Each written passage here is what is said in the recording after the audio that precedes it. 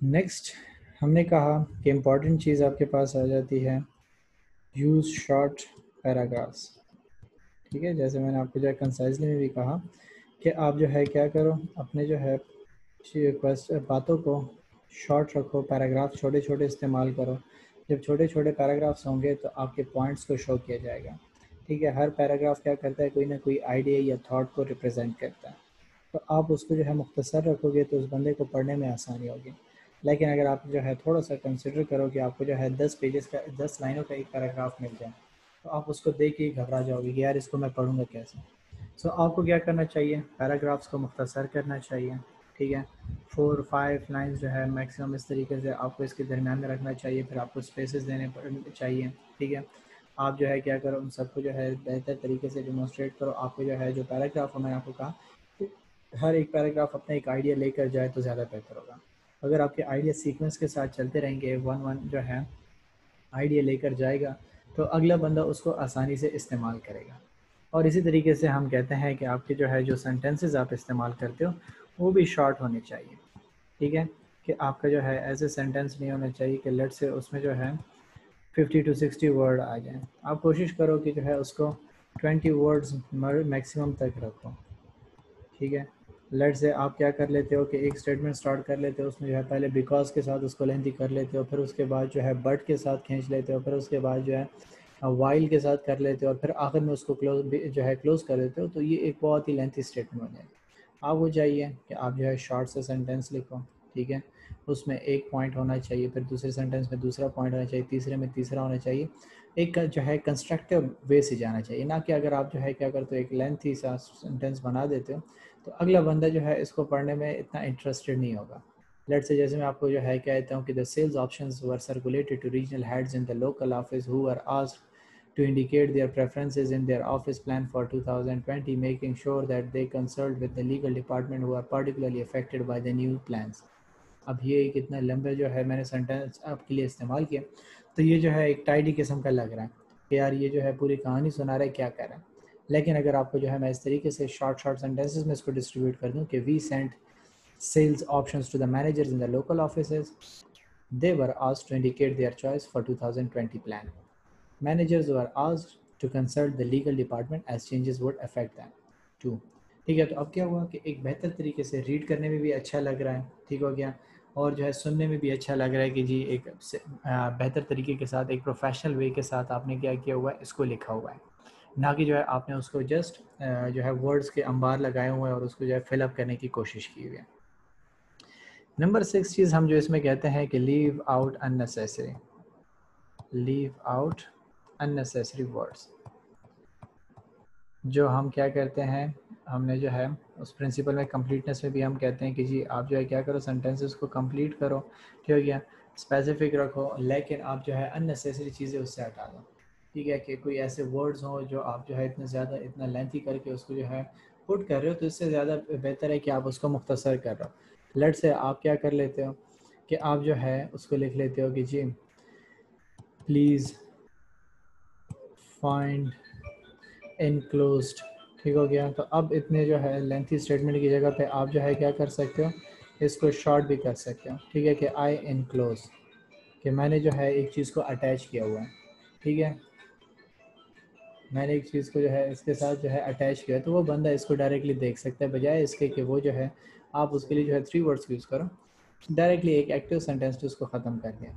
अब इससे जो है एक और लेंथी सेंटेंस आपके पास हो सकता है कि इंक्रीज द इफेक्टिवनेस ऑफ। ठीक है, इफेक्टिवनेस ऑफ। अब इतना लेंथी सेंटेंस की जगह पे आप सिंपली कर सकते हो कि जी इम्प्रूव। ठीक है, कि आई इम्प्रूव्ड। तो अब ये जो है क्या एक अच्छा वर्ड यूज़र है, एक अच्छा नज़र आने वाला वर्ड है, तो आप जो है इस किस्म की जो है वर्ड्स को इग्नोर करो। ठीक है, आप जो है क्या करो, इन चीज़ों को बेहतर तरीके से यूज़ करो कि जो आपके पास नेसेसरी चीज़ें हैं वो वर्ड्स आपके पास आने चाहिए, अननेसेसरी चीज़ें हटा दो। ठीक है, इसी तरीके से हम कहते हैं कि जी यूज़ शॉर्ट वर्ड्स, कि आप जो है शॉर्ट वर्ड्स को यूज़ करो, आप जो है लेंथी वर्ड्स को इस्तेमाल मत करो। ठीक है, जैसे मैं आपके लिए जो है कह देता हूँ कि रीएम्बर्स हैं।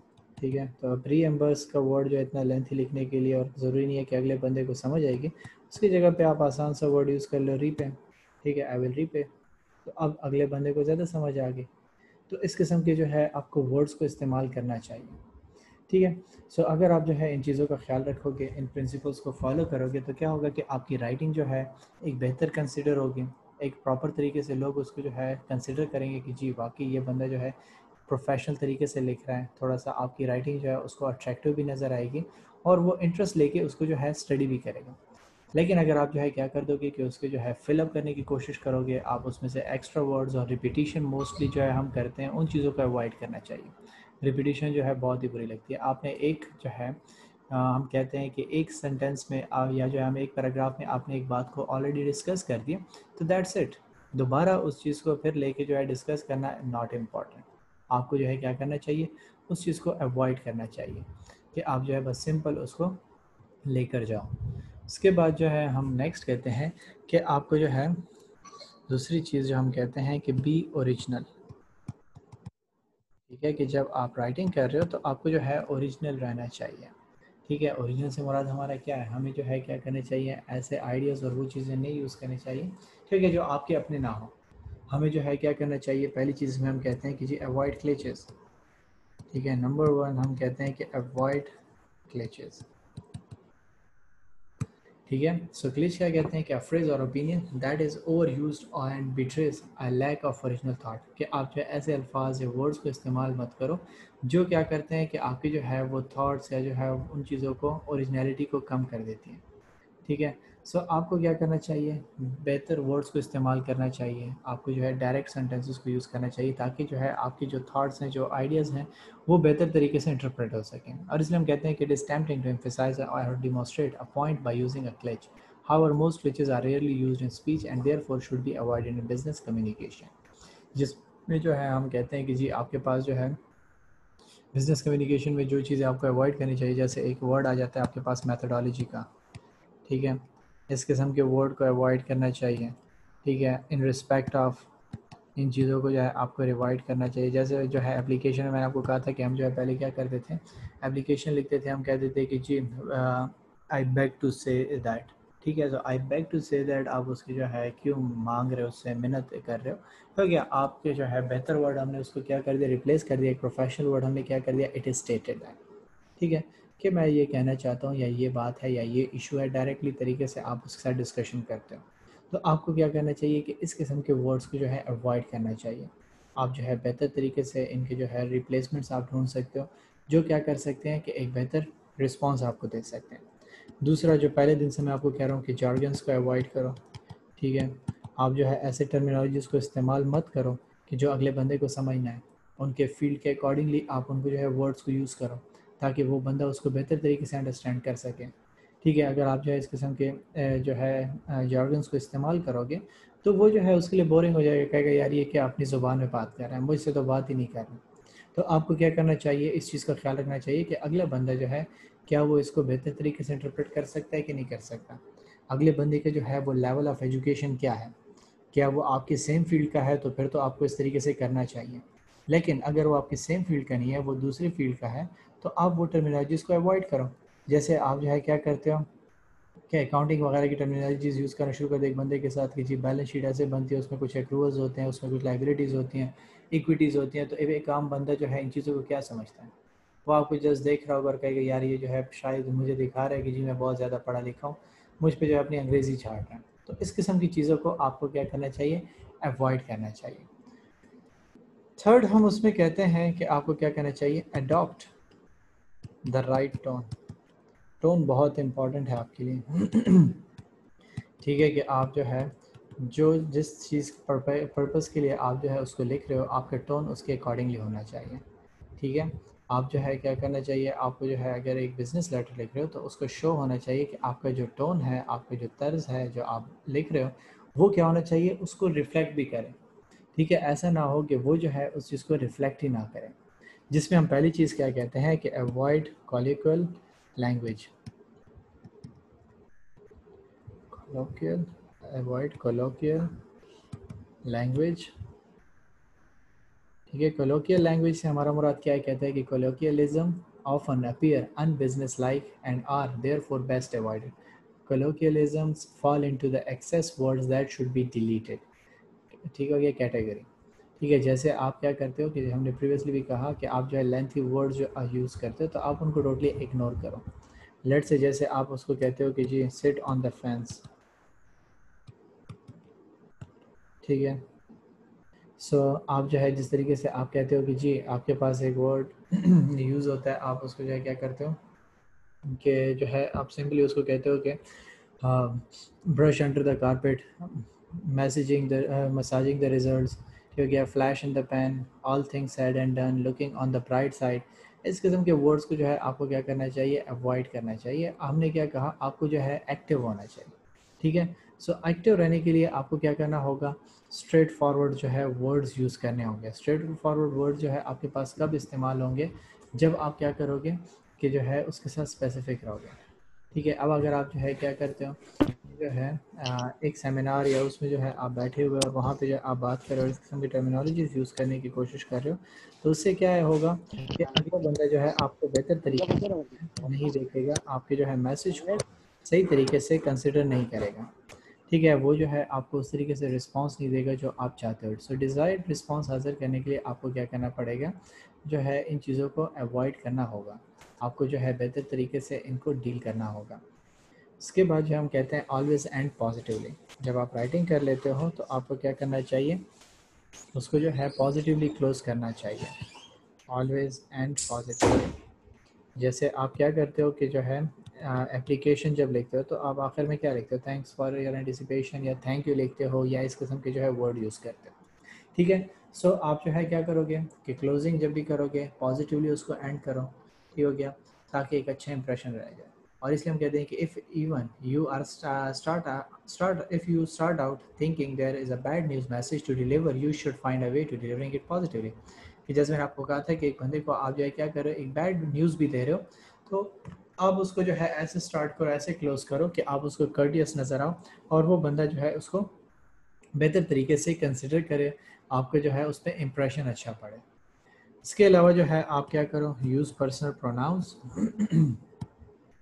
आप जो है पर्सनल प्रोनाउंस को यूज़ करो, ठीक है। आप जो है इन चीज़ों को ज़्यादा फ्रेंडली बनाने के लिए आप जो है क्या करो, इसको आसान बनाओ। कि लेट से हम जो है प्रोनाउन आपके पास क्या होते हैं जिनको जो है हम नेम्स वगैरह की जगह पे इस्तेमाल करते हैं, वो वर्ड्स होते हैं। तो आप क्या करो कि पर्सनल प्रोनाउंस को यूज़ करो। जैसे कि अगर आप एक वर्ड यूज़ सेंटेंस यूज़ करते हो कि जी it has been decided that, उसकी जगह पे आप कह दो कि we have decided that you should come or you should not come, ठीक है। या the firm recommends you to join this position, इसकी जगह पे आप कह दो कि जी we recommended you for this position. तो ये एक अच्छा इंप्रेशन पड़ेगा, एक अच्छा जो है आपका एम्पैथेटिक जो है इंप्रेशन पड़ेगा उस बंदे पे कि आप जो उसको कंसिडर कर रहे हो और आपने जो है उसके लिए फेवर शो किया। फोर्थ हम इसमें कहते हैं कि जी avoid suggested criticism, suggested criticisms of the reader।